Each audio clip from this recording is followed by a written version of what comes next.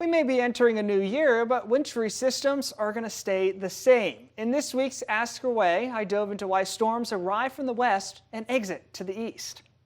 Well, for this week's Ask Away question, this is coming from one of our own, Destiny Marking. She is our morning producer, and she wants to know, why do storms come from the west? Very common question. It seems like every storm typically does come from the west, so let's talk about it. First, we're going to look at the globe in the whole, in general, showing you that over the next couple of days, our weather maker is going to be coming from the Pacific Ocean. You can see a slight undulation in those greens and yellows and blues.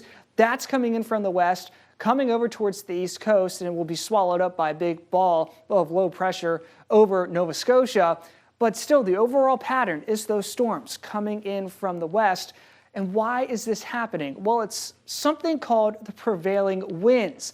Those are the winds that are way up in the atmosphere, and thanks to Earth's rotation around its axis, these are the winds that carry our storms. And they all matter with latitude. First, I drew the equator. Everyone knows what that is. But I drew two other lines, the 30-degree north and south latitude lines, because on either side of these delineations is some difference in prevailing winds. The major ones we got to worry about are the ones to the north of the 30-degree north line and south of the 30-degree south line. These are called westerlies. It's in the name. These winds are generally coming in from the west, and that's why these storms are coming in from the west, because they're being pulled by these westerly winds.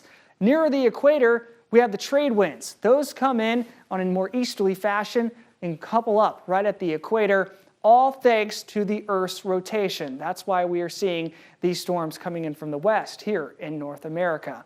Thank you, Destiny, for sending in that question. If anyone else has any question related to weather or science, please send them in to weather@kimt.com, and I'll be sure to answer them here over the next few weeks.